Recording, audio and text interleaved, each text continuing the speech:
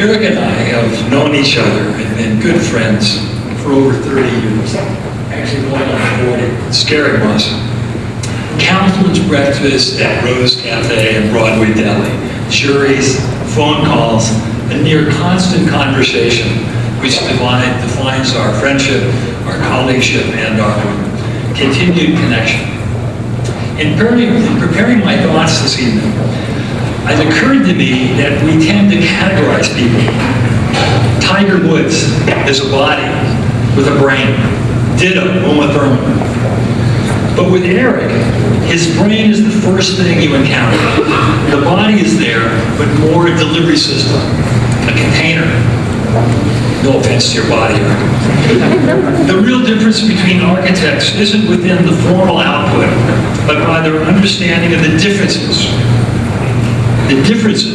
in their thought processes, in the questions they choose to explore, and in the energy they put to that task. To understand Eric Owen Moss, one has to explore his brain. Let's start with a diagram of his cerebral cortex.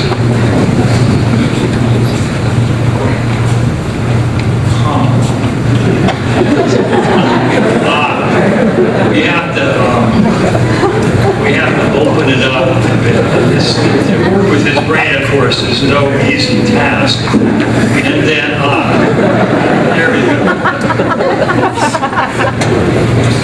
A.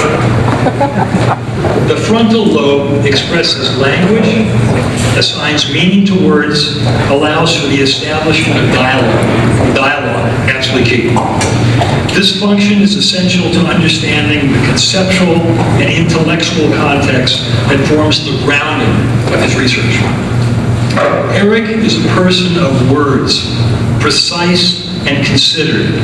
His frontal lobe is rich with synaptic connections and neural pathways, which I suspect were fertilized less by food and more by decades of consuming the great works, the wordsmiths. Tolstoy. History would be an excellent thing if only it were true. You've read that over and over in his text. That actually came from his father, or was passed along by his father. Dostoevsky, Nietzsche, of course, endless. I know this guy for again this long period of time. The hammer strikes. The hammer strikes. Nobody tells me anything new, so I tell myself my own stories. Kennedy and his publicness, Kafka, the dismantling of reality, the enigma, Joyce, cacophony of reality, the anticipation of reality that we understand today. Kierkegaard, Hume, Freud, goes on and on. From Eric's well-nourished mind, an architecture emerges that invents systems of meaning which mediate between the mythologies of the subconscious and the factual world of science and consciousness. This back and forth notion of his fascination with his insistence in creating meaning is, I think, a fundamental aspect of all of his thinking and all of his work. Oh, this computer's moving. B. Come on.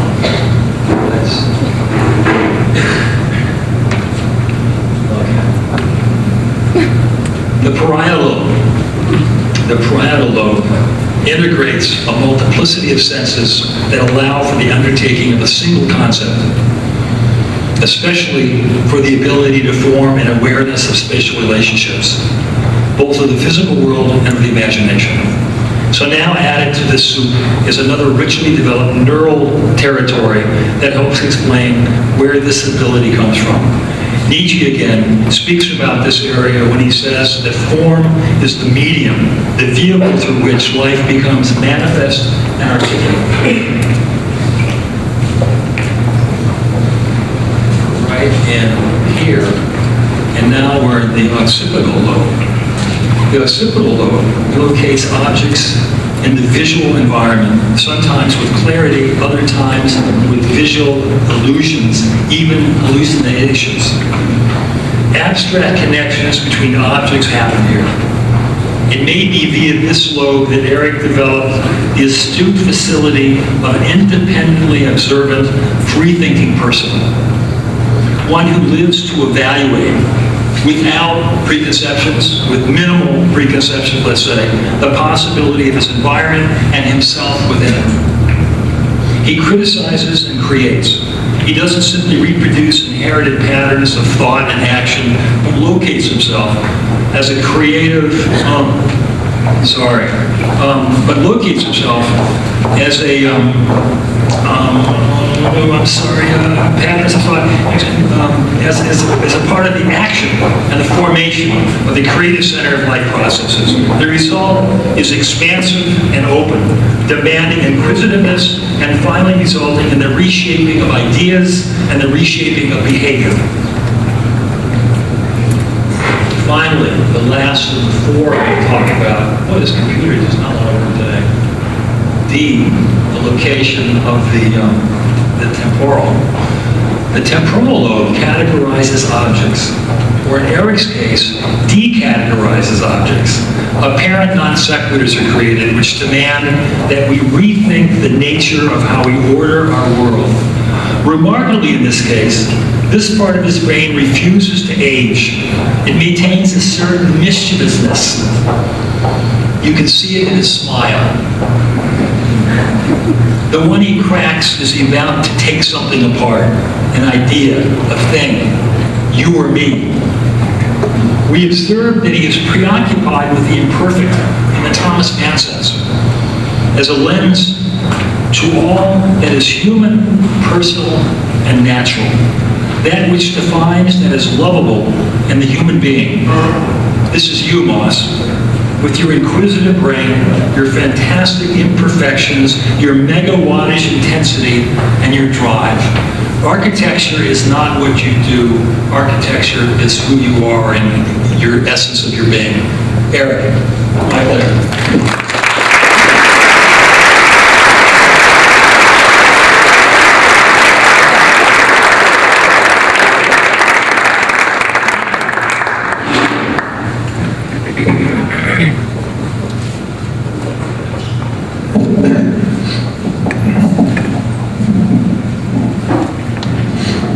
That's very touching.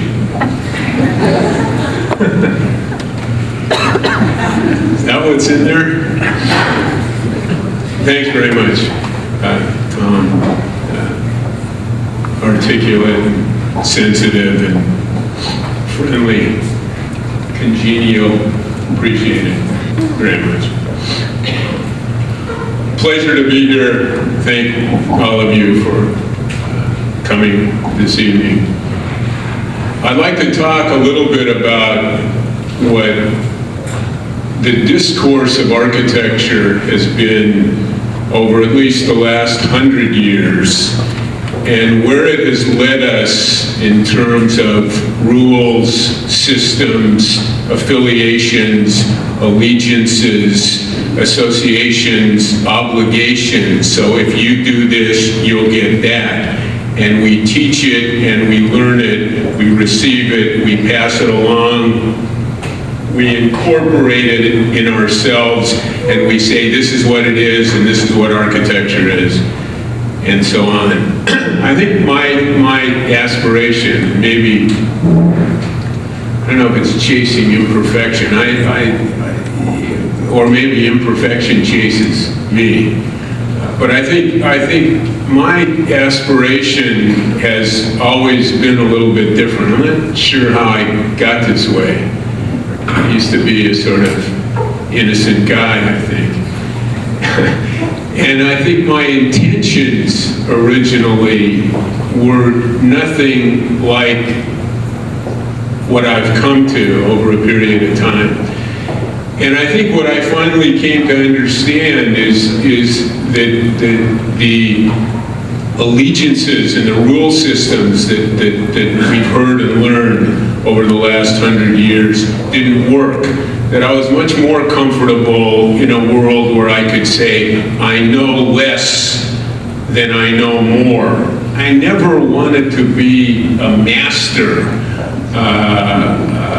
polished and smooth. I think if you look at the work, and we'll look at it in a moment or two, it's in many cases, it's in a self-deprecatory way, uneven, inconsistent, rough. I think it's exploratory. And I selected 3 of my favorite architects here. I understand it's easy to quote, but at least you don't see Foucault and Deleuze up there, at least at the moment. Easy to quote, hard to live by the quotes. But I think in the case, Roosevelt, Kierkegaard, and the ubiquitous Marco Polo all belong in different ways to this kind of subject matter. In a way, Roosevelt, of course now it's Roosevelt and Obama, and it's Bush and Hoover. I'm not sure about that equation, but what's interesting is that Roosevelt arrived at a time which for me has always been the time, I think, in architecture, where it wasn't, there were big problems and fascinating problems, not so clear what to do about those problems. And I think Thom has said this, with a certain amount of determination, ageless determination, with a certain amount of will, self-confidence, along with a self-deprecatory side, go do it. Not clear what to do something, go do it. Roosevelt. Kierkegaard of a different mind, but very much dealing with the kinds of issues that we deal with so frequently today. Method, system, pattern, process, rule systems, and understanding that the subject matter actually didn't belong to a coalescing of rules. Kierkegaard, system is no system. System, no system, hard to live that way. And Marco Polo, finally, who is an interesting character, at least as far as this quote goes, who essentially says to me, learn to listen to what you can't hear. And I know this is a non sequitur in a way. Learn to listen to what your own mind is not saying to you. If you only hear what you know and have said to yourself, then if I say something that doesn't fit in that pro forma, it goes away, it disappears. So do it. System, no system, learn to listen to what you can't hear. Are you working this? Very good. Yeah.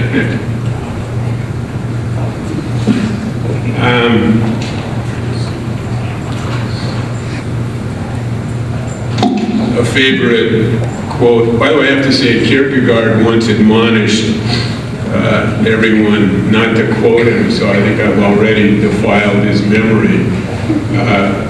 But just to put that in the record. This is another quote back to the 9/11 era. Last year's words and next year's words. And I think this has to do with an admonition that I think belongs to all of us.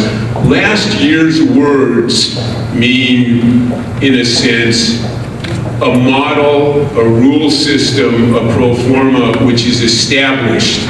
And our job, because the world can be other than it is, and it will be, our job is to move that world.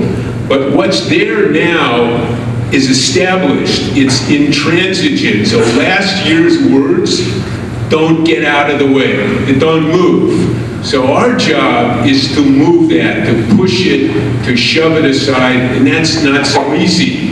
That means architecture operates in an adversarial way. I think this is essential, and I think you can see more and more, certainly in a contemporary context, less and less of that.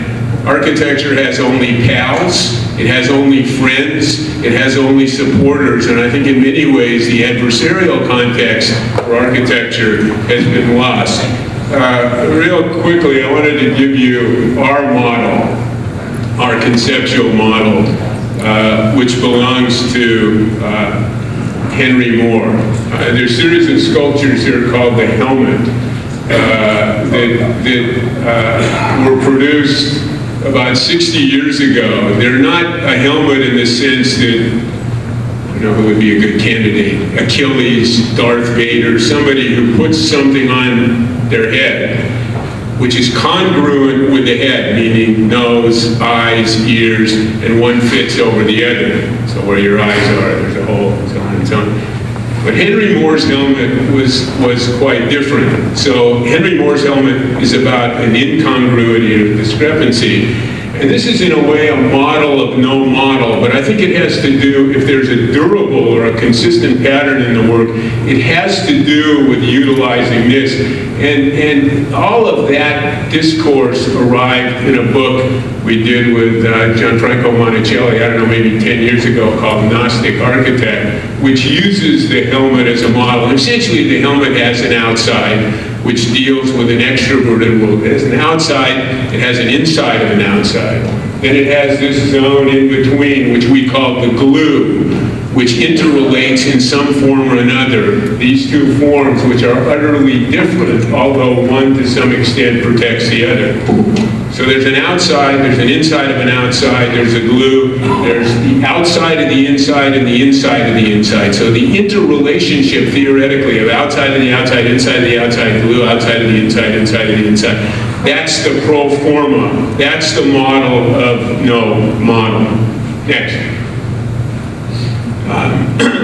Architecture, I mentioned the discourse in architecture over the last 100 years. And it's clear to me that and we have this problem, and others have had it before us, of trying to associate a conception of architecture with a pedigreed subject, with a promising intellectual discourse, with a progressive idea.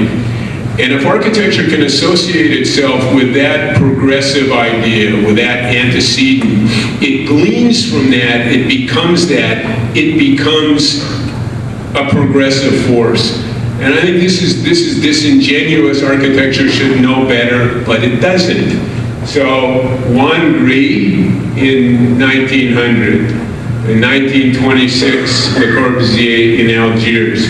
So this is the architect and art. This one is particularly dangerous. This is the Ford assembly line, and we all remember Le Corbusier saying they made cars that way, let's make buildings that way. The assembly line, the machine, the image of the machine, technology, and the Bauhaus. And then, with respect, and this guy was an old teacher of mine, and I respect his work, Kenzo Tange in Tokyo Bay, following the physiology model, the metabolist model, the physiology model, architecture as metabolism. So architecture is art, architecture is technique, architecture is physiology next. And architecture is literature. Again, slightly disingenuous. Paul de Man was involved in a discourse about the meaning of words and language and to whom that meaning belonged. And this is Peter Eisenman at the Wexner involved in what came to be called deconstructivist architecture. And then the digital coding of all things human and inhuman in the matrix. I have to thank Marcelo for this argument, but it somehow belongs to the next level of pedigreed association. If we can do this, we've got it right. If we can do this, we've got it right. So we're art, we're technology, we're physiology, we're digital coding, and we're deconstructivist.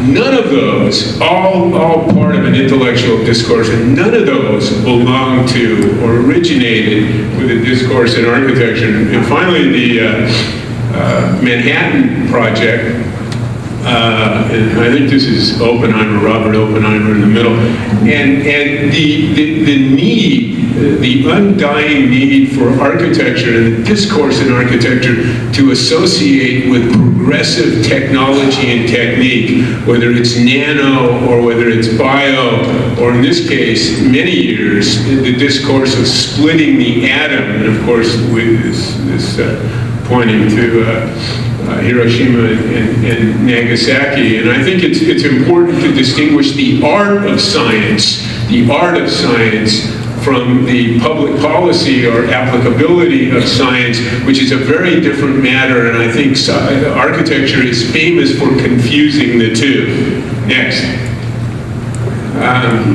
Comfortable being uncomfortable, or uncomfortable being uncomfortable. I think for me, and I wouldn't claim, and I don't mean to claim, that any of those affiliations that we just ran through don't belong in part to me. I think they do. I'm not free of those, but I think to be aware of the danger of those kinds of affiliations without understanding them as choices, and choices to make and choices to reject, I think distinguishes me as an operator in a profession from any number of people who belong to certain allegiances and affiliations. Next.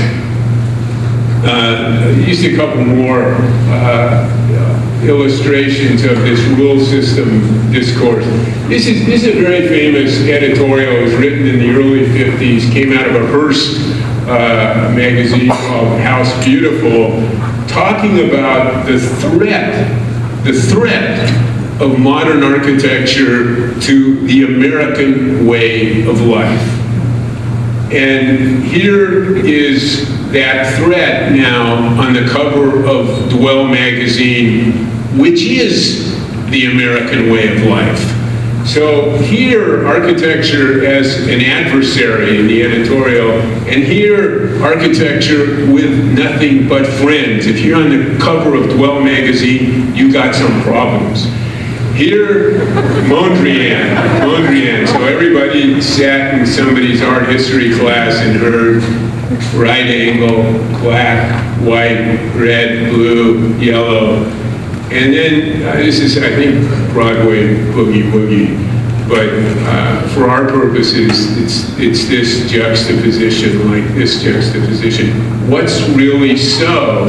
And the physiology, the precision, the essence that this Spartan attempt to deliver actually turns into is fascinating, because this argument and the architectural argument, which continues to this day, less in an exploratory way conceptually, maybe more in an exploratory way, in a technical way, in a fabrication way.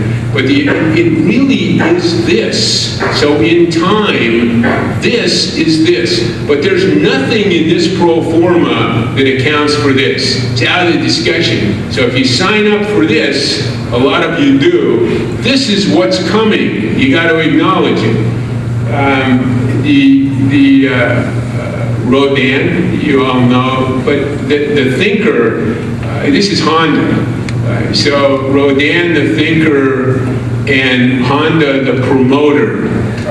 And it's always interesting to see how repetition or replication or copying or redundancy repeats, in a sense, the form. This is supposed to be very clever, and I think suggests antecedents of this. So presumably, if you buy a Honda, you're a thinker. Next.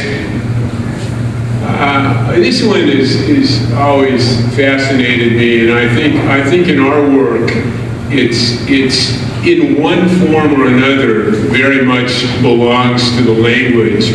There are a series of these that Eric McNevin showed me today. I thought there's only one. It's Michelangelo. It must be middle of the 16th century.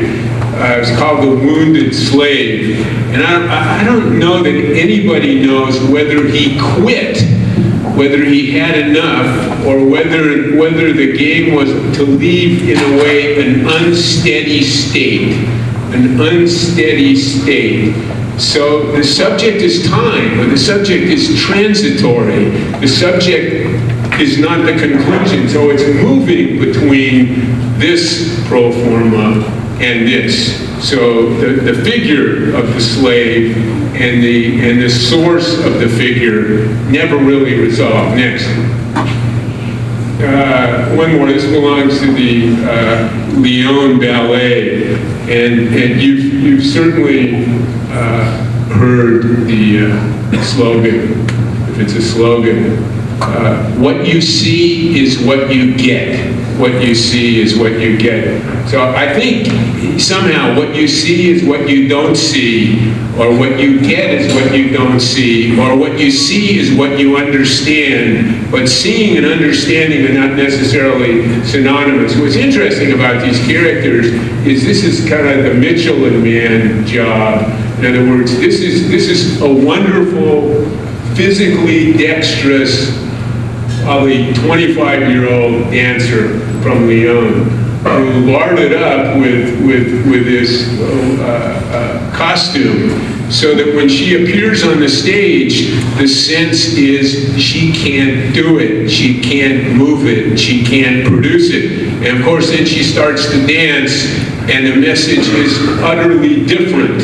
So the association of meaning with what you see, and meaning with understanding, I think this makes us speculate on those interrelationships, seeing and understanding.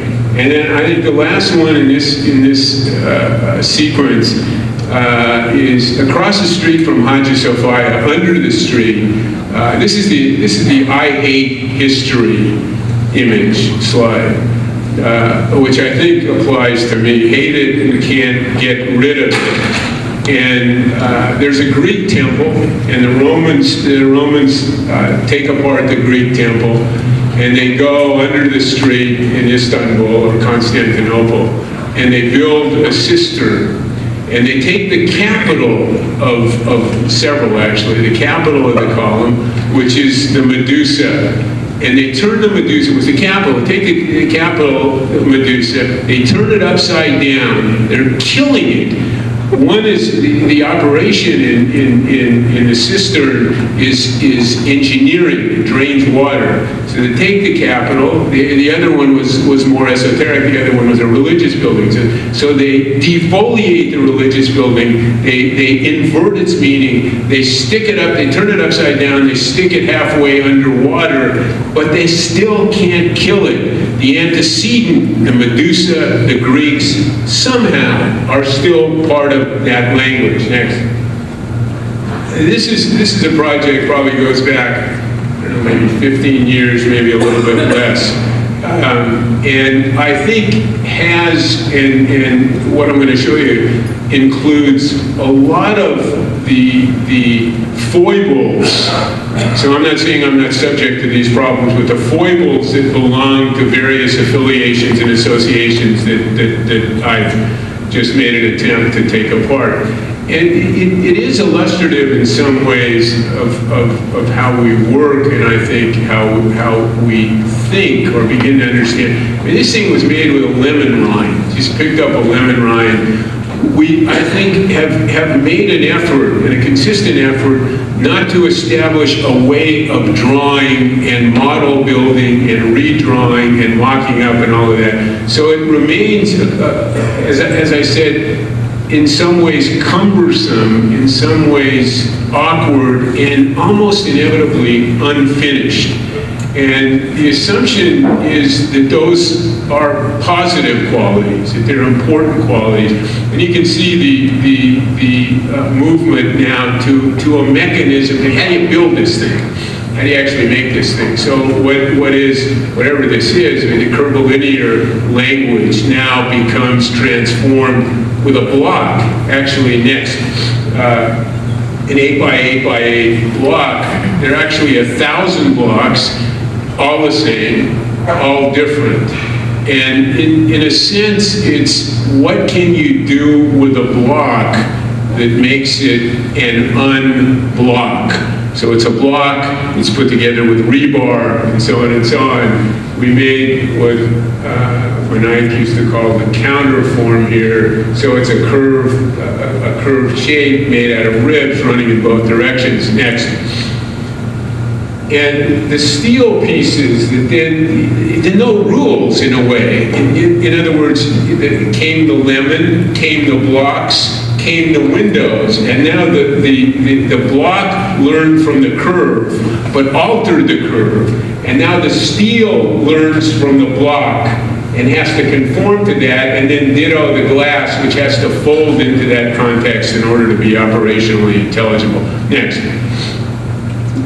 This is another one slightly later, and I think was done originally for Esapeka and Fleischman for the LA Phil, roughly the time when it looked like the Disney Hall wouldn't be completed. It was done for an experimental music series called The Green Umbrella. And this was a seating area for an audience, and both inside and outside there was room for 30 to 40, about a third of the LA Philharmonic. And this was a venue, a seating venue with what in the most disingenuous way is considered to be an acoustic glass roof. And you can see there's kind of bleacher seating system here. I think it's also an essay on this discourse on technology and structure. There was it's an existing building, a hole cut in a roof. There's a steel pipe that runs around the perimeter of that hole, and there's an existing truss, and an existing truss which has been displaced, and a new truss, and a different kind of truss. So there is in the lexicon of what's a truss in a language of structure, an amalgamation of all of those pieces. Next.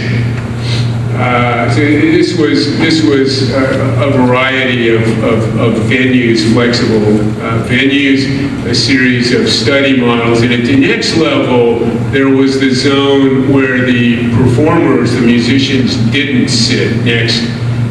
And we began to study that. You can see this is a series of pipes and rods. And again, and that was covered with concrete that was blown on that surface. And the question is, do you see it? Do you see it partially? Do you obscure it? And this I guess it could be argued, is an equivocal response to that, because the question was not the ideology of steel or steel and concrete, but a kind of happenstance rendition which includes both, but is the advocate of neither. Next. Series of, this was fascinating, parenthetically, a series of Swiss and French engineers trying to make this glass, which we were told at the time couldn't be made and couldn't be slumped. And then I think the process in our office, which is not only can we do it, can we engineer it, but actually working to make a form and to see what we could do in the process of slumping the glass. Next. And ultimately we came with this configuration. There's 17 of these which we used to slump the glass. Next. But of course it didn't work. At least it didn't work initially, because what the engineers were saying was the capacity of the glass to curve in a number of directions was different than what the fabricator was saying. And in this case, it looks, at least in retrospect, a little pathetic. Didn't quite make it, so they're trying to weight it down, and obviously that was a dead end. Next. And then back to the construction of the bleacher area and the zone outside of that, the structural steel and the seating. Next. And I mean, I have to say this, I think. I remember years ago in Urias, we were teaching somewhere else, and showing an arena which had actually fallen down. and while it was under construction. And I mean, I have to say, for any clients sitting in the audience or students who assume that when one gets to be a certain age or have a certain amount of experience, it's known and it's understood. And I think we're always driving in the opposite direction, and I think we're prepared to take the risk and the consequence of that. Anyway, I think the point is that failure is not necessarily a failure, and to make it work, these kinds of things are almost inevitable. Next. You can see here the way this, we didn't have to waterproof this, which made it slightly easier. This is Z-clip and the laminated glass, and there's a double layer of laminated glass which overlaps here, as you can see. Next. And it's probably just me. I always enjoy this. It's what you see. There are substantial discussions about bending glass and looking through glass and what do you see and what should you see. But in doing this experimentally the first time around, we called this through a glass darkly, which is a biblical phrase from Matthew and has very much to do with the way we, all of us, see and understand the world. And that seemed to be, in a way, a good model, or an intelligible model, at least until the apocalypse. Next.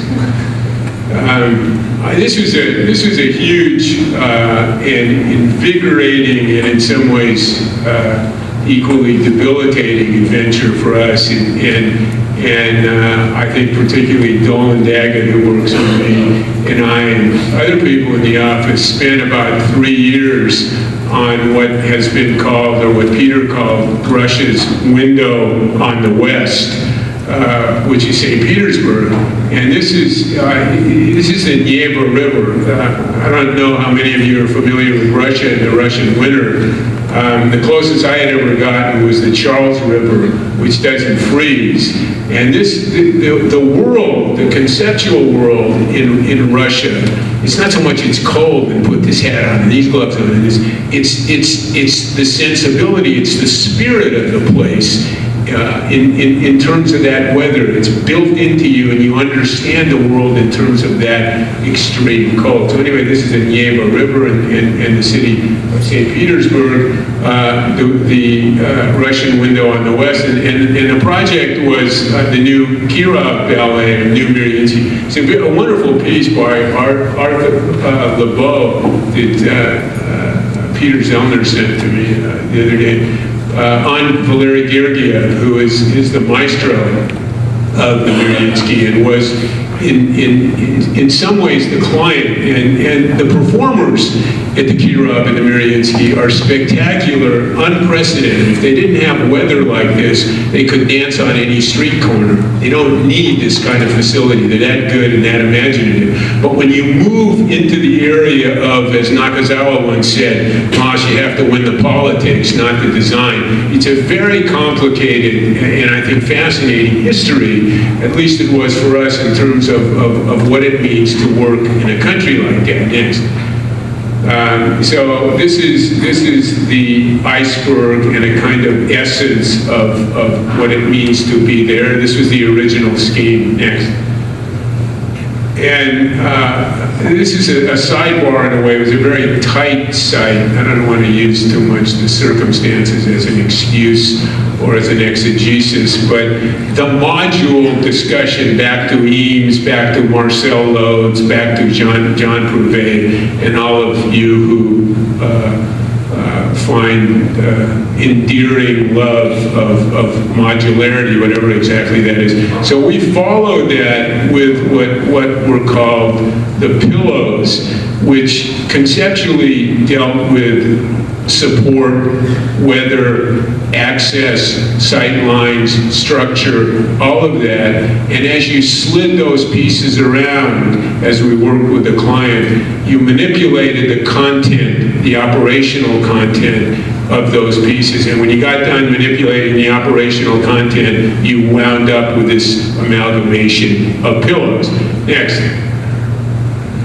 This was an early scheme. Next. the interior. The first scheme we did, there are actually two competitions. The one we won and one we lost. But the asymmetry, for those of you that have worked on concert halls, and I think Sharon is in Berlin a kind of fascinating precedent for that, but the theater is, Disney Hall on the other side is bilaterally symmetrical. This wasn't. Next.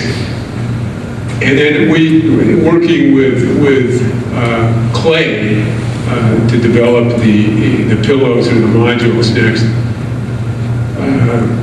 And the operational pro forma of the pieces, where you come and where you went and where you sat and what you saw and how the seats were arranged and so on. Next. And this was the winning scheme in the first go-round. Next. We stuck this in today because this is a sort of 3 a.m. scheme. Like, did we get it right? Do we understand it?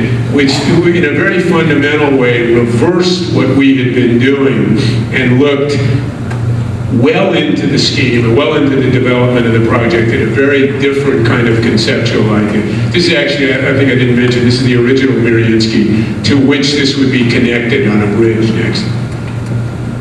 And then this is we showed the original scheme in the Russian pavilion in Venice, and a kind of firestorm arose, which is complicated, probably worth discussing, but not here. Anyway, there was another. Then they decided to have another competition with somewhat different requirements, and we then produced a second scheme. Next.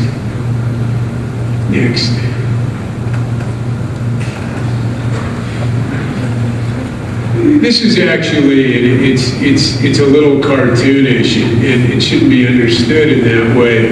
Working with the Arab acoustic guys in London and using an enormous amount of glass on the interior, which is obviously a very hard surface, and being able to sit and discourse with a jury on the acoustic consequences of that glazing. And if you run this backward and forward and you stop it and start it and stop it and start it, you can actually make a conceptual, technical case for the operation of the glass. And of course, our point was, it works, it's fine, it's intelligible, let's do it. This is Gergiev's favorite War and Peace. And in this section, and I think there is a point here which is a general point, and is certainly germane to us for many, many years, which has to do with, you never get it if you stand only in one place. And you never get it anyway if you see or think or evaluate or understand from one perspective. So actually, to make your way through this thing, to climb up to the top, to walk along the concourses, to sit in various places, we facilitate that movement throughout the building. That's essential, and you understand by moving through it, but you never understand by sitting in a single position. Next.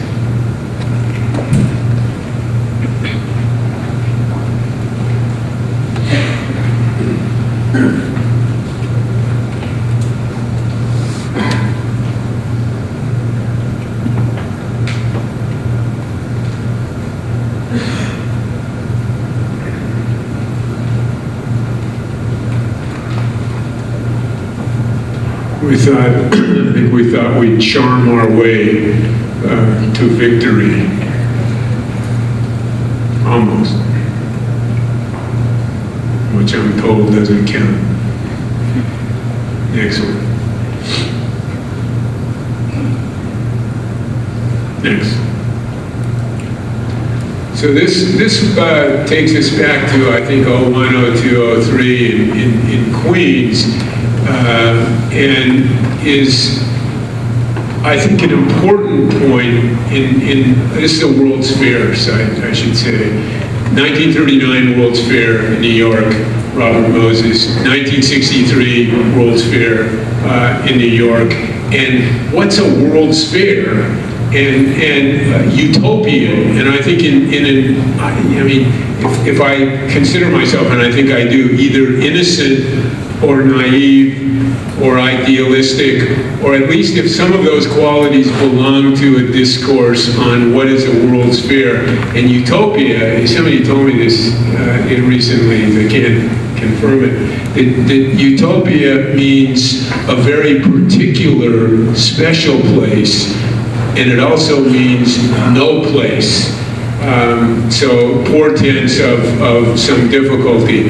The other thing is this is in the New York City building at the World's Fair, which had a very particular history of assembly. Because the United Nations General Assembly met here for 5 years, and they were up to either some good or no good, depending on your politics, but they partitioned Palestine and they partitioned Korea in that period of time. So the discussion of Palestine, which as best I can tell is still with us, ditto Korea, belonged actually to this building before they moved across the East River.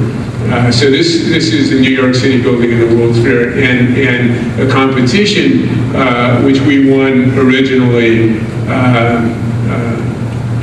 illustrated as you see here next.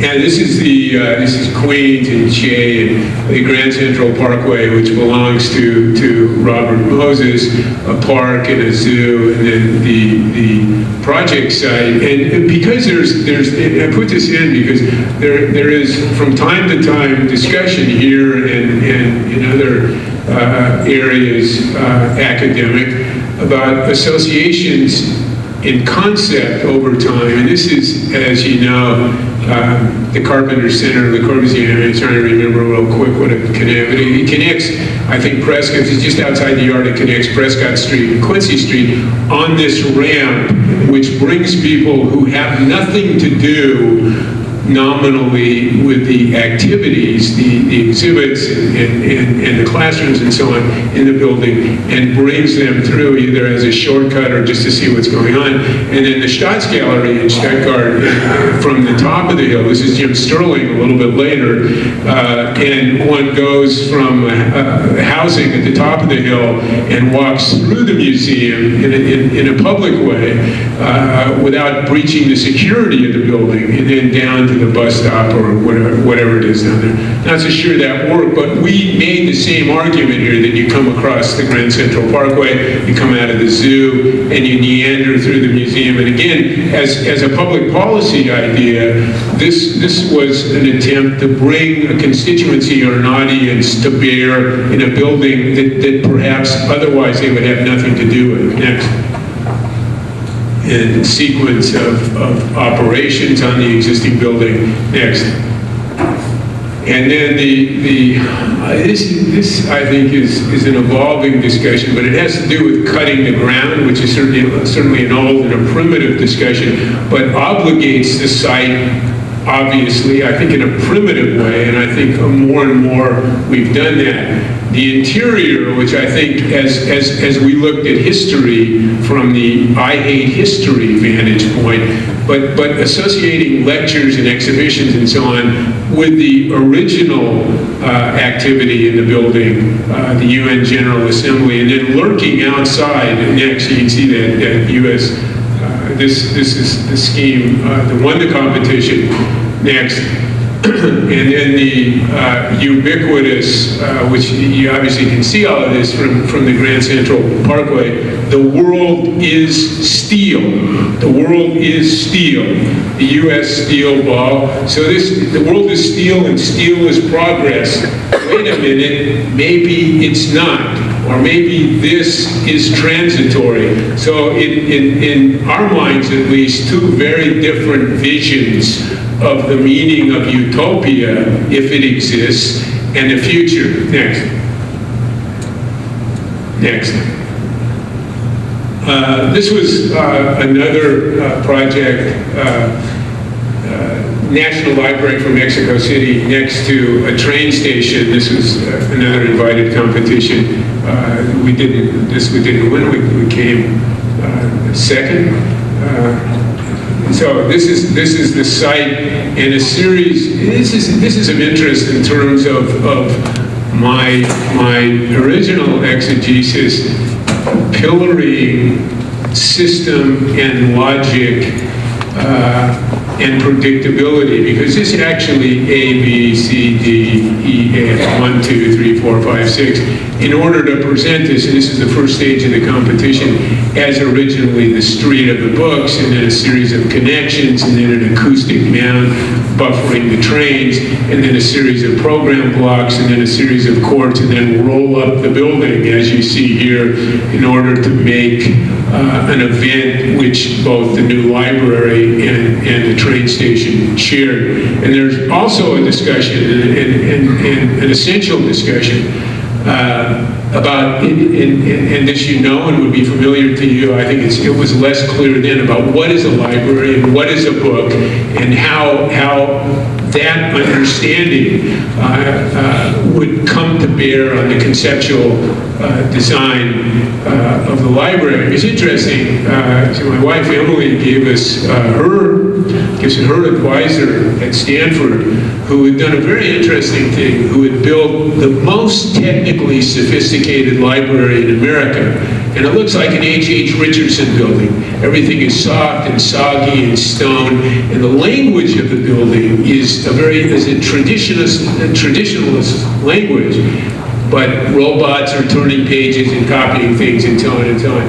There was an interesting kind of input in the discussion that the language of technical sophistication doesn't obligate necessarily, although it often is assumed to do that, the language of the architecture. Anyway, next.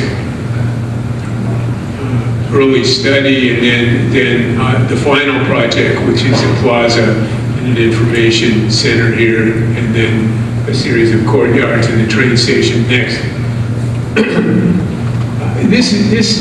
I mean, I could go for a while on this one. I think it has to do with the global discussion. I think when you hear globalization, I think what it means is somebody who lives in London or Vienna or New York or LA, and they get on a plane and they go somewhere and they do what they did in London and Vienna and New York and LA, and that's called globalization.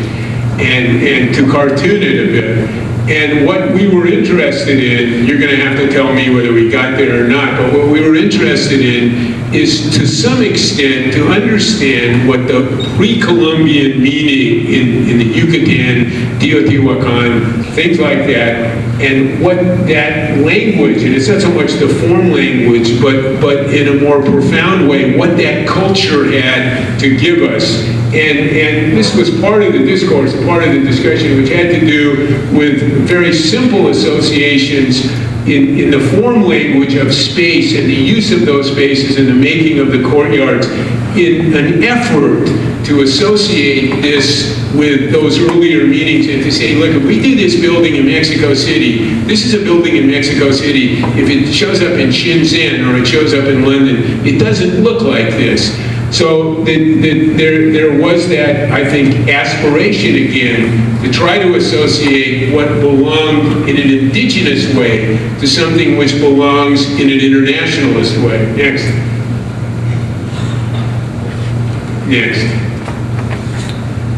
This is a recent one. I mean, this probably takes us back 2 weeks. Presentation to the Metternich and the Habsburgs. In Vienna, this is a very, I have to say, a very peculiar and I would say neoclassical conception of the organization of the site and the priority of certain buildings. I don't want to belabor that, but we were in a competition for this site. It's a combination of academic and administrative facilities organized around two essential program components. And we made use of, which we don't do so often, but we made use of what I think belonged to the Mexican idea of making these shapes and obligating these shapes and justifying these shapes in a discourse which belongs to this very current argument. I think argument meaning you take off the American flag that those strange guys used to wear and you put on the green flag, which another group of characters. Anyway, there was a sustainability argument, which is not to say there isn't substance in it. Anyway, this is the project we presented in Vienna. It must be a month ago or so. Didn't win it. Again, the sequence of development of a movement system of connections, the development of a series of courts, relationships to other buildings, all of those things which we thought pragmatically as arguments would endear ourselves to Maria Theresa and Metternich. Next. Next.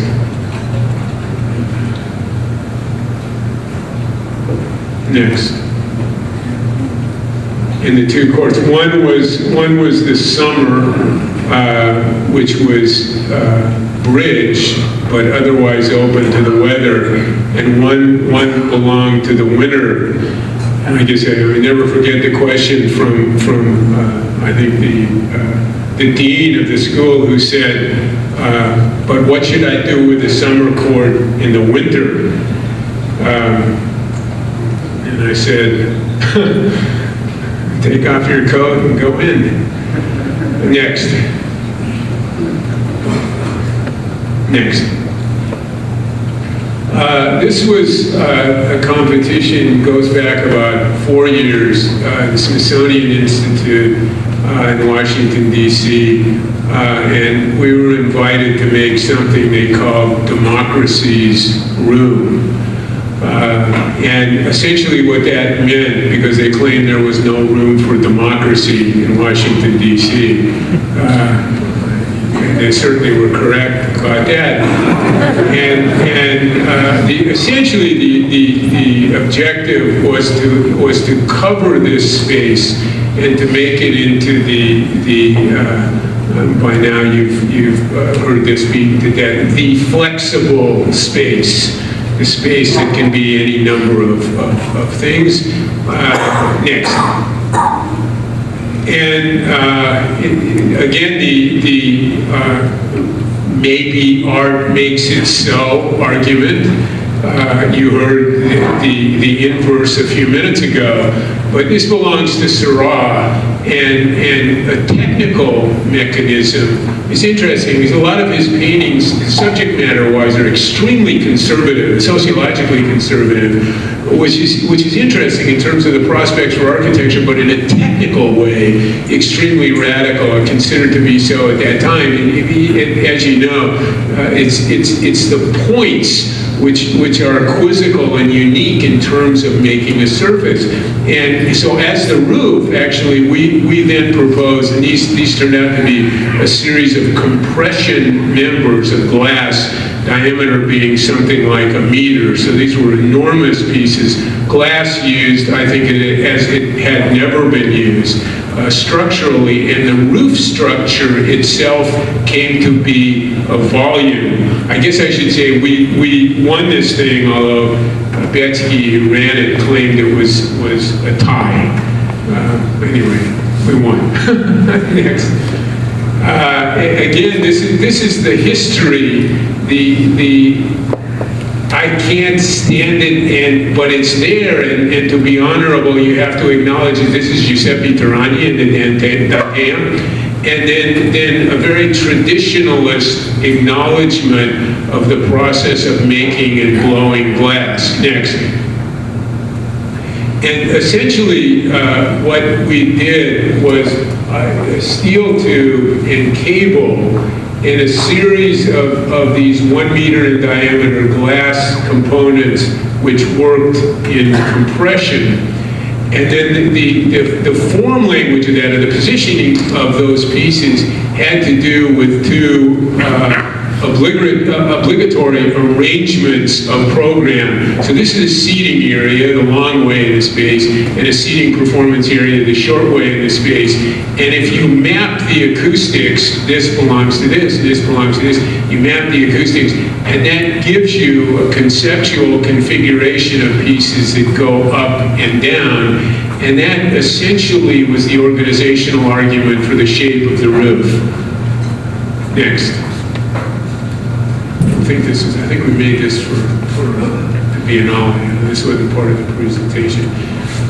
Next. You weren't allowed to show the physiology of the solution, but the consequences show in the sky. Next. Next.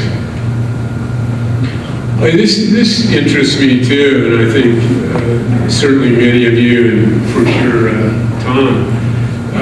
You gotta love it in some ways more than anyone else does, to believe in it, to insist on it, and to try to find a way to integrate it and to make it happen. So they didn't do the Smithsonian, they did Sir Norman's. So there came another opportunity, and we're working with Nike, and we again proposed at a much smaller scale. These are now probably 2 feet in diameter, so scale is different. Idea analogous. In the original scheme, these now span between the walls. In the original scheme in the Smithsonian, they span between a series of Varendale to steel Varendale trusses in the long way in the space. Next. And that didn't work, so now we have the third one in LA, which I think goes to the Planning Commission in May, which is essentially a parking structure. It's a garage, several levels below grade, several levels above, and then a venue for retail space, very small, about 60,000 square feet, and then a courtyard area spanned again by the glass roof. So sooner or later. Next. There's a parking lot, simple plan.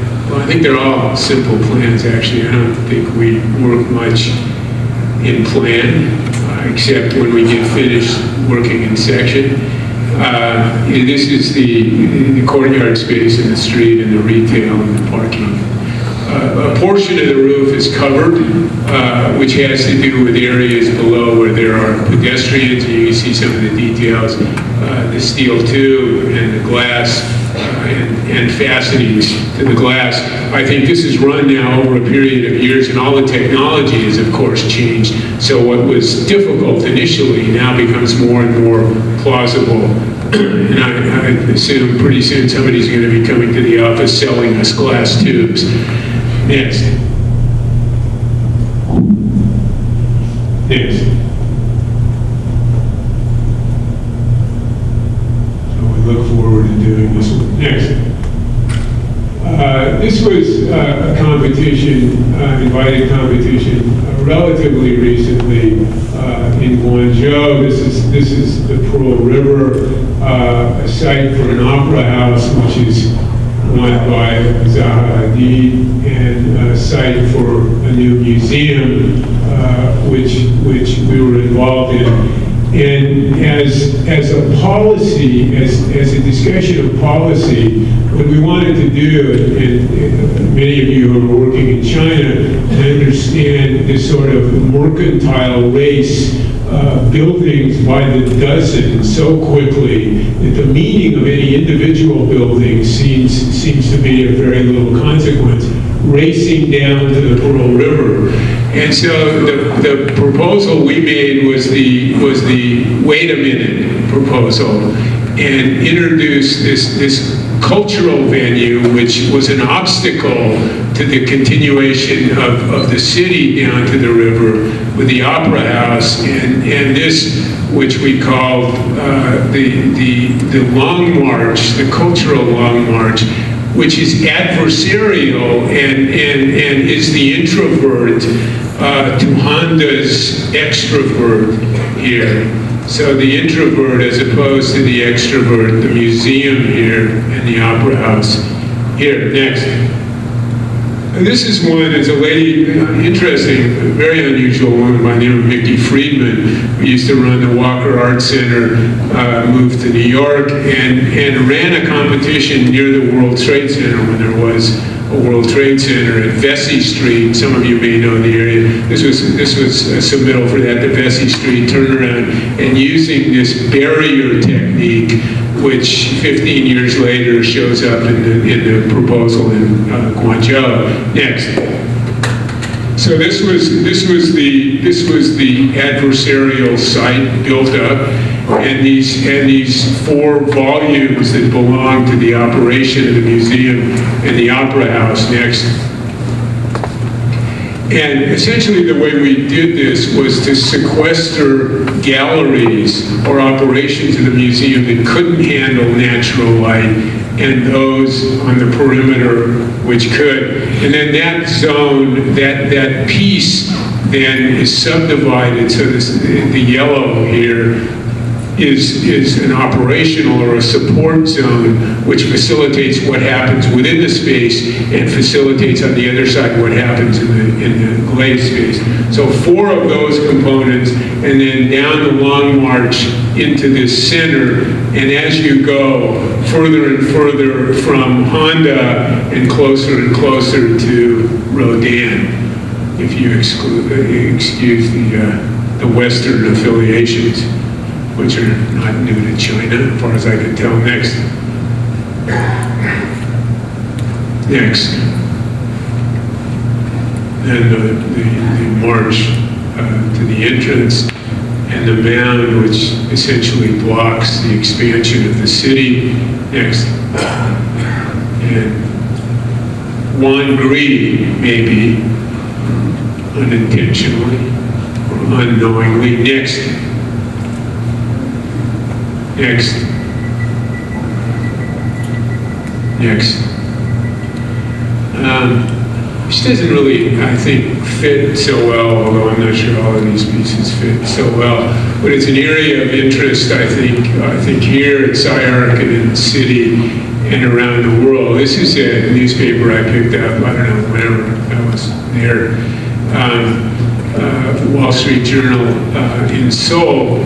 But this belongs to, I'm not sure how Warren Chalk, maybe, Ron here, and Peter Cook, and it's a fantasy. It's a fantasy to move the city and this in a utopian way, enormous confidence in the capacity of technique and technology to shift the world, and whatever the limits of that, and then you roll forward 50, 60 years, and this was a part of a campaign, the president's campaign. This is before the recent election in Korea, and what these guys want to do is they want to link the Nakdong River and the Han River, which allows you to connect from Japan to China, and you do all sorts of things, by going into the mountains and spending about $20 billion to build a canal. And this was fascinating as a piece of uber alles urbanism and confidence in the capacity of the technology to deliver what had once been a fantasy. And then this, which I saved a few years ago, which is if you really want to fix what Katrina did, you got to move the river. And if you want to move the river, here's how to do it. Serious article. Next. And then this either precedes that or follows that. It's a competition we did recently, which I think were probably, fair to say, dragged into, but thought that it might galvanize some interest in the discourse on urbanism in Los Angeles, and it did, I think, briefly, but I think it's probably fair to say that whatever ADD is in an academic sense, ADD is probably a problem to some extent in a political sense in terms of Los Angeles urbanism, meaning it appeared, it had some support, it had some interest, and it went away. Next. And another one, which is, I won't go through all the details, but a very current project proposal we made for a competition in Shenzhen, a kilometer by a kilometer, a new technology campus, and essentially moving an enormous piece of an existing lake, creating dams and so on. So a criticism of technique and the allegiance to technique, and I think simultaneously a willingness to use it and a confidence in its capacity to remake the world in a way that I think is relatively new and extremely promising. Next. Back to a smaller scale discussion. This takes us back probably 20 years to make this and to associate, this is a little conference room, an existing masonry wall and a ledger and a series of horizontal sticks which attach to a series of vertical sticks, and then that ledger replicated, and then that zone, but only that zone as a piece, you can see the ledger back there, as a reading of the conceptual way that the parts were associated to make the room. Next.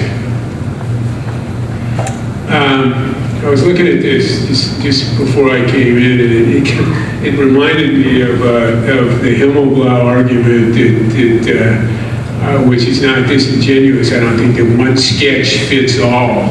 And I think the interest in this idea was how, in a technical way, to implement a building which would form and reform and deform, whether you stretched it or whether you pushed it and pulled it for reasons of program or site, various programmatic, pragmatic exigencies that would utilize a system of tubes over here to your right, a system of tubes which rise vertically, break, are reconnected, and rise again in order to move in and out, up and down as the space varies, and then those connected, as you can see, horizontally with the pipes, and that makes the shape. Next. Next. And then the making of a surface, not unlike the lemon rind surface, one that came to be not so much as a consequence of the intention, but the pieces that preceded make the rules that it's then obligated to follow. Next. This, I think, in a more general way, was always of great interest to me, that we would make things that you couldn't photograph. A little bit like the Russian discussion, that there was no way to understand our argument and what we wanted to do as a space or as a sequence of spaces by standing at a single vantage point and mastering it. And as I said, we never aspired to be masters, but if you have a chance to master it, you can do it by situating yourself in one place and spinning around. It doesn't work. Next. And these are a number of examples. This is an attempt, and it's certainly a technique that we know has been used to explain the lobby of an office building, another attempt to draw it, and then a sequence of photographs that represent it from a number of vantage points. And maybe you don't get it from a single vantage point, because in the end it doesn't represent a single vantage point, and it would be disingenuous to allow it to be understood in that way. Next. This is a house that we did West LA a number of years ago, under construction, and then a series of photographs that attempt to stitch it together and don't quite succeed. And then as it was constructed, then another space that was done for Lyon Kodak that has some of the same attributes and aspirations. Next. Which was this building. I think one of the few air rights building, again, much talked about, not so frequently built, 100 meters in the air for Kodak, lifted over a road. Next. Next. And then by analogy, except in many ways quite different, whereas the pro forma for the previous building as a block in the air over a road and spatially not particularly rich or diverse, in this one every step in section brings a different space. And then here it is again, the sort of the techno piece, which was the prefabricated mechanical plumbing and all of that times two, which was built off the site and then craned into the building. Next.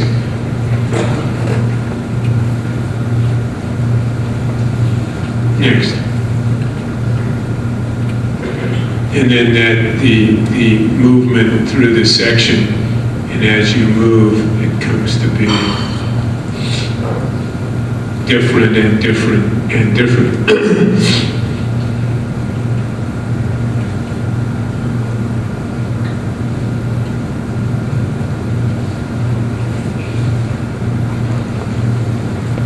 Next. This is a parking structure, simple structure, 4 levels of parking, ramps tacked to the outside, inexpensive. And then the structural system run up another 2 floors and an office building on 2 levels stacked on top of the garage. And then that office building cascading down the front and demarcating the point of entry and exiting into the garage. Next.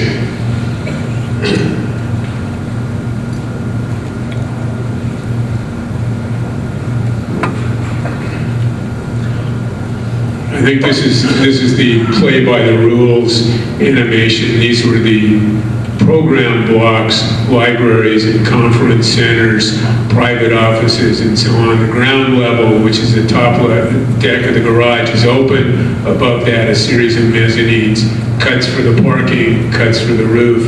I guess you can read all of that.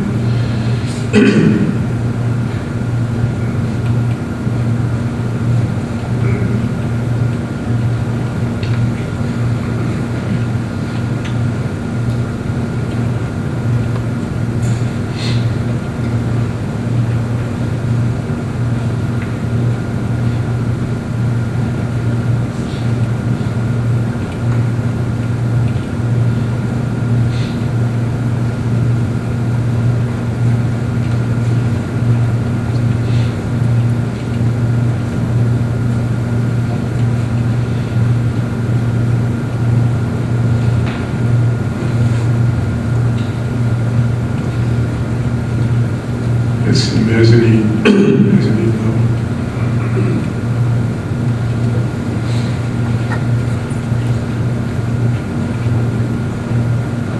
Elevator cord.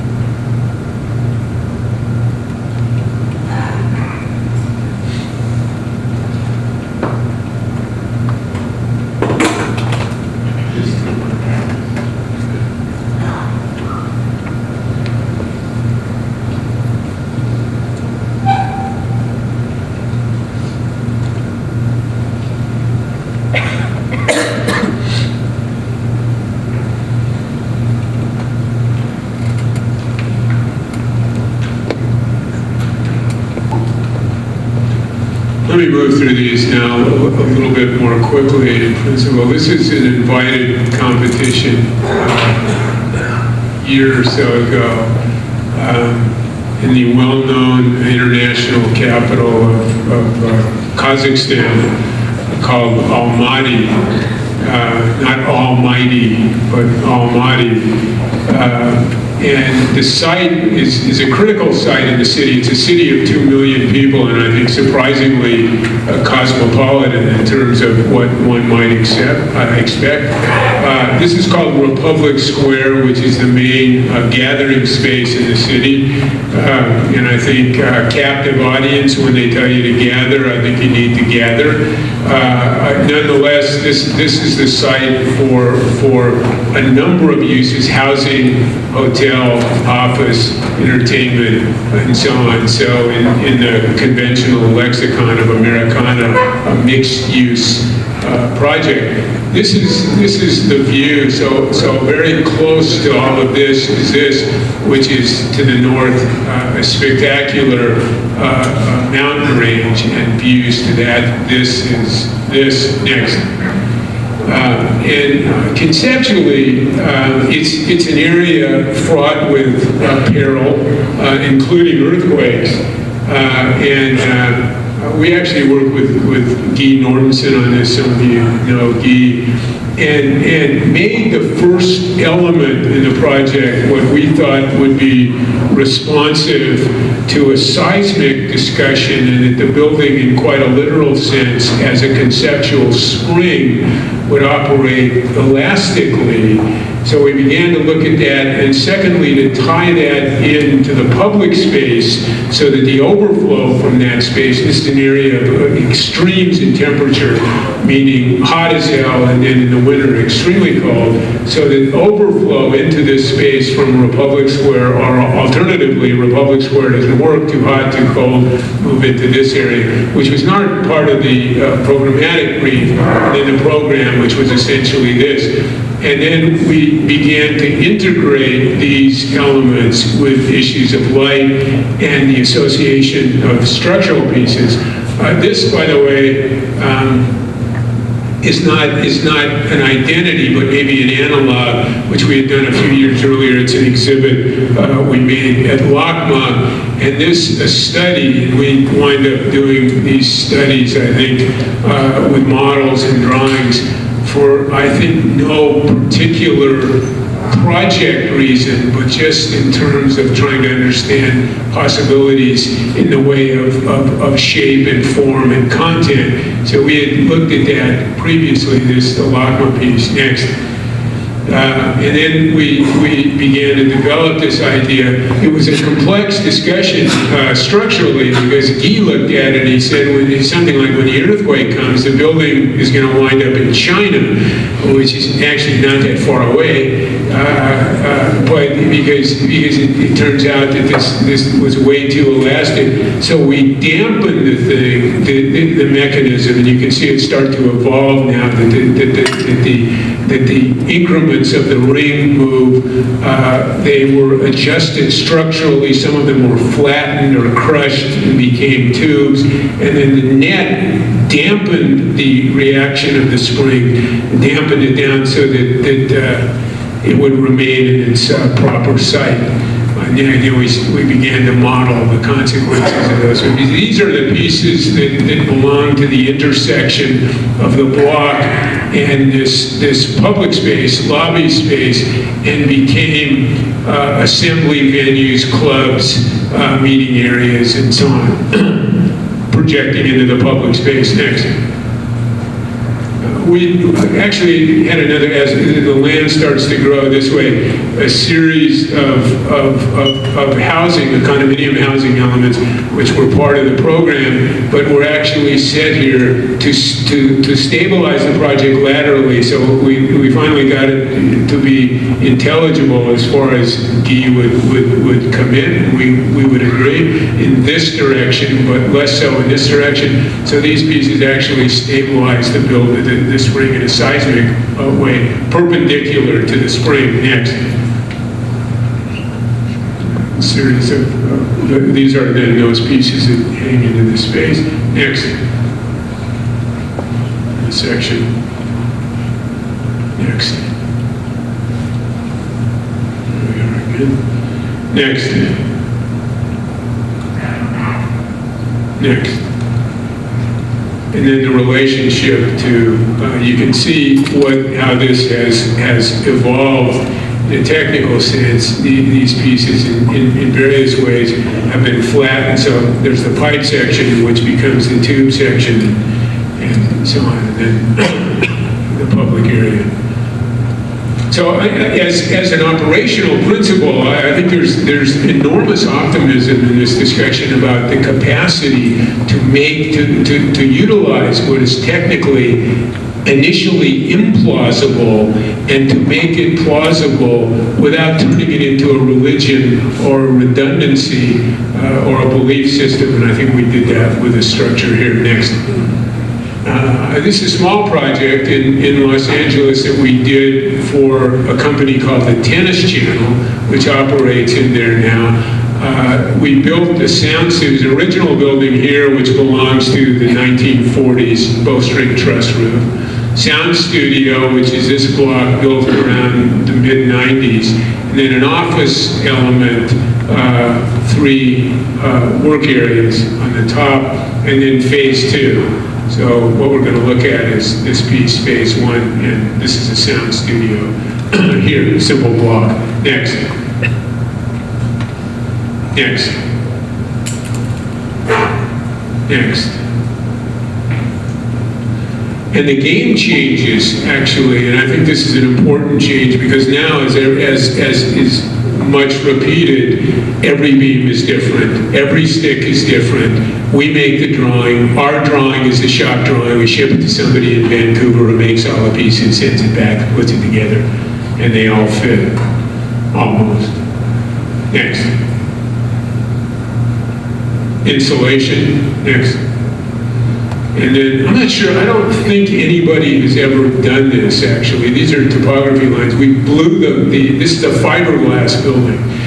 And we looked at that and studied that and actually blew it on. There are a number of people who have used fiberglass and cast it in shops and used it in various ways, but I think this is the first use, as with a bent glass of a material in place, this fiberglass blown on top of the building. Next.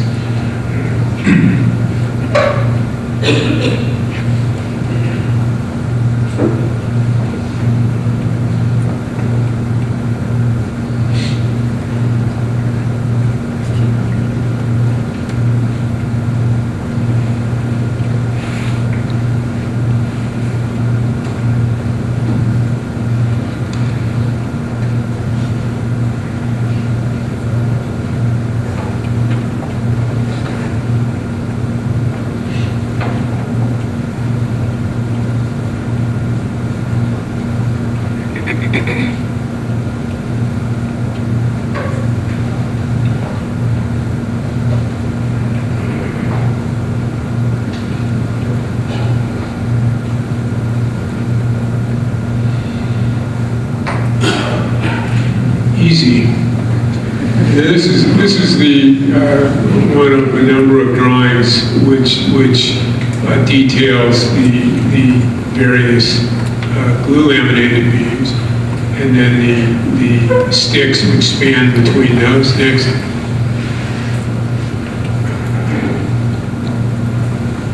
Next.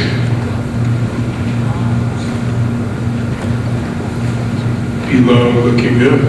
Next. And there are a series of these. God, this is great, actually, this science. We didn't quite deliver it that way. It was much more homogeneous, but what we were looking at were amalgamations of various colors and finishes and issues of adherence, durability, discoloration, all of that. In a series of studies on the application of the fiberglass. Next. Next. Next. 1940, 1995, and 2007. And then these are the venues between the spaces, which were intended originally, each of the 3, to group a team of workers which would assemble and then disassemble and reformulate in the other areas. Next. Next. Next. We can't get away from this. the potency of this and the magnitude of this, I think this is where the Titanic, there are a group of boats, or at least three. I think this, not the Titanic, but its sister ship, and somehow an enduring interest which coalesces with an enduring skepticism about that. This is actually a project done in 1994 on a site that wasn't built, but dealt with a tower which was an old industrial press. And then here, another one of these lemon rind models. It's actually a pad of paper from Staples, Staples the store, with a series of, an infinite series of horizontal planes, all of which are the same, all positioned differently, and start at the beginning and go away and return you to the point where you began. Next. This is that venue, that old structure which held that industrial press. Next. And then the original site, the uncladding of the tower, the demolition of this building, and the sort of, I think, what we've come to call the Cain and Abel theory, which was this tower, which in some ways engenders this tower, which is very much its opposite. And this turns out to be a conference center. Next. And then the making in a technical way of this system, again, the curved surface, which is made by a series of horizontal pieces and vertical pieces. Originally, we tried to do this all entirely in glass. That was, couldn't pay for that one. And came back and looked at it as elements of vertical and horizontal steel. And you can see the consequences here as the curve steepens, the density of the steel increases, the glass pieces get smaller, the steel piece is more frequent, because all of the glass is orthogonal glass, and all of the steel, all of this now plasma cut steel is all planar. Next. And then the structure, actually series of pipes, 20-inch diameter pipe, filled, I think, up to the first level, filled with concrete. Beyond that, simple pipe. And then again, you make it no a priori rules, and then having discovered the perimeter, then the internal circumstances take the consequence of that. Next. Glass slumping pieces. Next.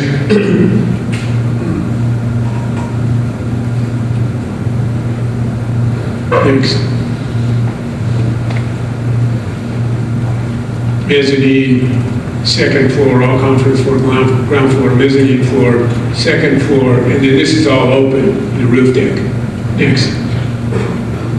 Well, I have to say, I confess to loving this and never being able to decipher what was going on in here, but the sort of innocence of this and the sort of monstrosity of this, I don't know whether to call this surrealism, or somebody can tell me, this sort of odd perspective and the extremes of light and darkness and noon. And I put this in because I think what the old tower turned out to be is this kind of flying cactus garden, the garden in the sky, which disconnected from the land seems to be the perfect anomaly, really. It doesn't belong there, and there it is. And it associates operationally with, you can see this acrylic curtain, which is actually a meeting area. This can open and close,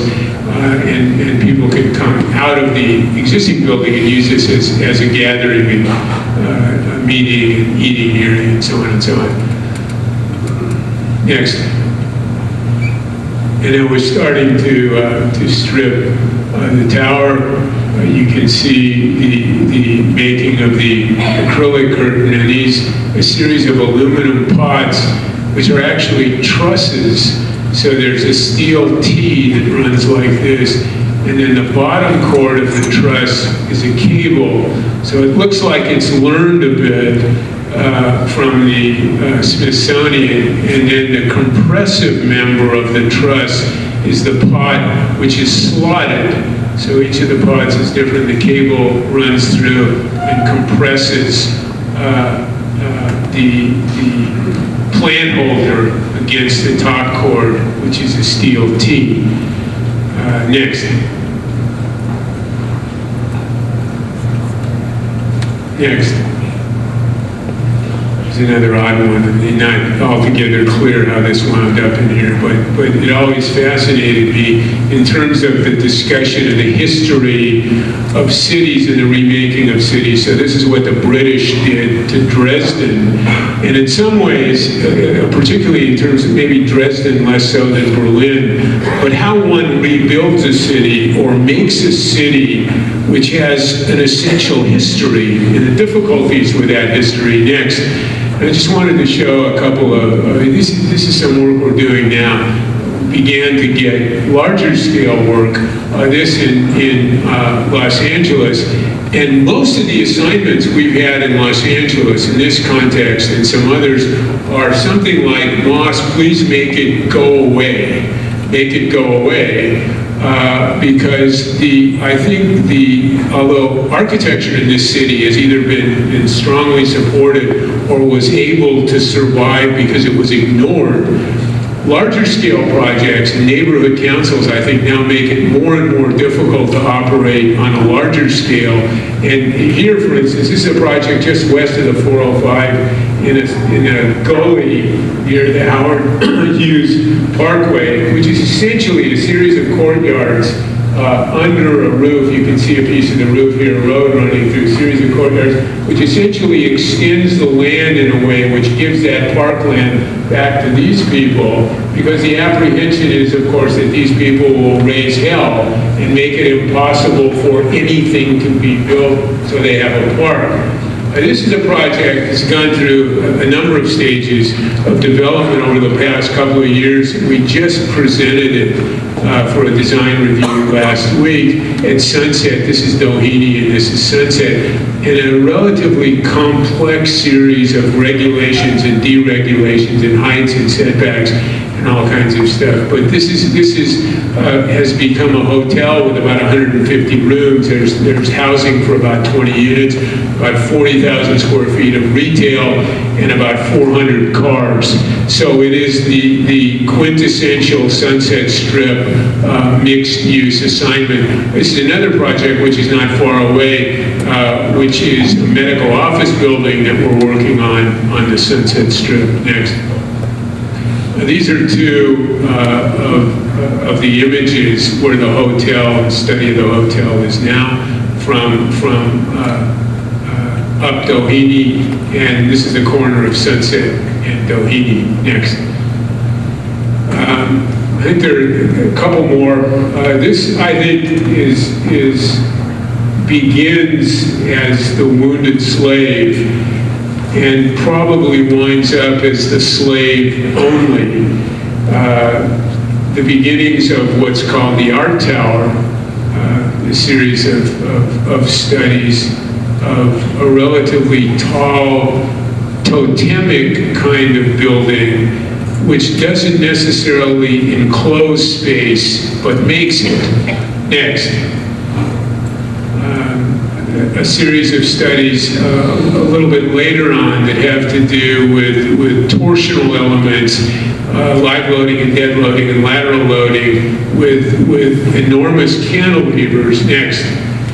Anyways, the solution, which probably comes into existence because it fortuitously sits precisely on the right-of-way of the new train, which is coming from Union Station to USC and out Exposition to the west side of Los Angeles, and this is midway between the La Cienega stop and National Boulevard stop. These are a series of screens, of projection screens, and there will be rear projection in here, which allow a number of images. And the positioning of these actually strategically was determined by where they faced. So one faces the La Cienega Jefferson station, one faces the National Boulevard station, one faces the local street, one faces the right-of-way. So the movement of the tower, genuously or disingenuously, has something to do with the positioning of the vantage points of the observers, either in the train or on the freeways or at the local train stops. Next. A piling system about 3 feet in diameter, 65 feet into the ground. So this is not a complex system conceptually, but an enormous effort to sustain it, to build it. Next. This always fascinates me. I think the argument that if you prefabricate it, it works and it's measured and it's precise, and you make it in the shop and you truck it out and it all fits sometimes. Next, we're certainly not in a religious way, in a series of construction shots. Next. Next. Last project, I want to admonish all of us again, all of us who are now collaborators, to that congeniality and friendliness seem to have diminished the capacity for architecture to stand alone and to make an argument which contests the intransigence of last year's word. And if you want to make next year's word, you have to be prepared to contest last year's, meaning you need an enemy, and probably the right enemy. Next.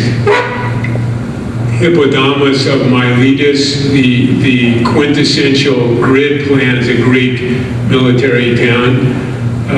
Next, the grid. And that, I think, was the model for the Wexner Center, which is the grid. I start with Z-grid, as a famous architect once said. It's the grid is the grid, and the grid folded, and the grid bent, and the grid, probably not microwave, but the grid.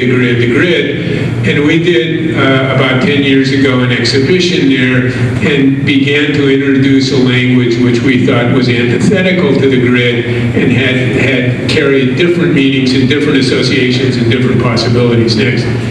And about the same time, we had an opportunity to do a very large building at Jefferson and La Cienega Boulevard, which is now the site of the train stop I just mentioned, and beginning to integrate that language, which has come to be called the language of ribbons, in the making of that structure with no internal structure.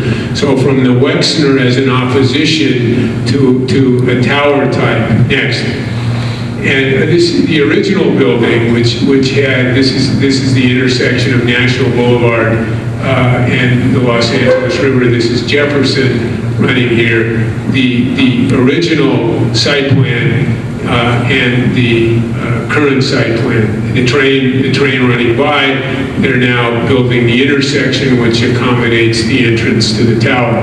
Next. And the original study of the two towers. Next. And this is a shear wall, actually, a shear wall. And the heights were of some interest. So there's one floor-to-floor heights, a mix of floor heights with different purposes. One 13.6 foot and inches, 13.6, one 16.6, and one 24 feet. So 3 different floor heights across that section. Next. And then the structural system, which is actually a series of very big beams, maybe 10 feet from the perimeter of the building, and then a series of Varandale trusses. and then associations with points where the ribbons cross the floor. So this is consistent, and this connection is inconsistent. Next, oh, wait, back, can you go back? This analysis is a fascinating one, I think, for us, because it suggests these tubes. I gotta get this right. Are those tubes?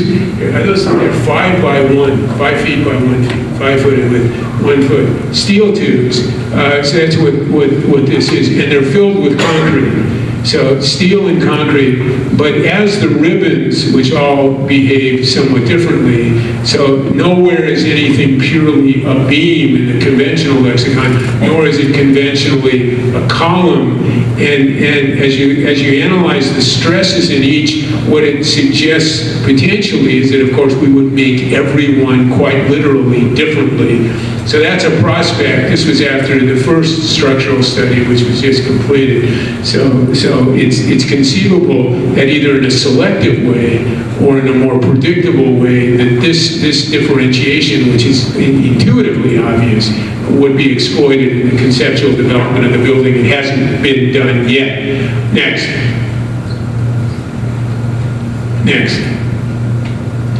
And what happens at the huge parking garage is being LA underneath.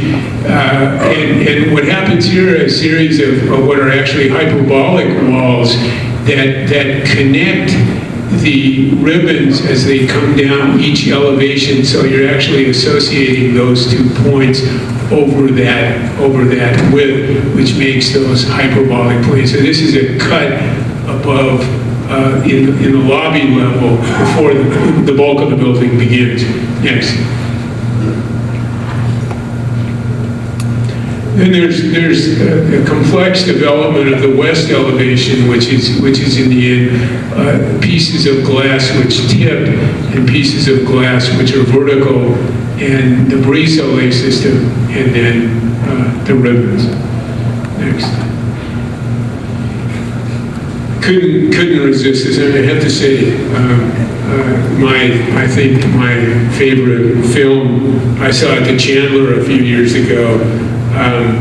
It's called The Wind, and it was made in 1928 by a Swedish film director called Victor Seaström. And the music, which Salonen conducted, was Sibelius, so it was an all-Swedish presentation, filmed in 1928, had to do with the early American West, and the Indian rendition of The Wind. The Indian rendition of The Wind is the flying horse in the sky, which isn't so well depicted here, but is wonderful in the film. So this is The Wind in 1928, and this is The Aspiring Wind in 2010. Next. And finally, in case you came in late and missed something, we're about to issue this, which is, I think, a cross between the building code, the dictionary, and the Bible, which is maybe some of each and none, which will be out within the next month or two, done by the Chinese, who are the only ones who would do it. Thank you very much.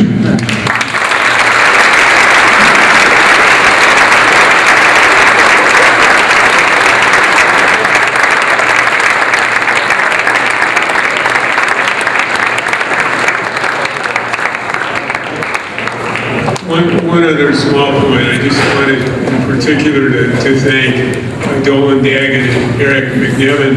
In particular, we've worked together very closely for the last 10, 12 years, and have made an enormous contribution to everything that you saw in the world.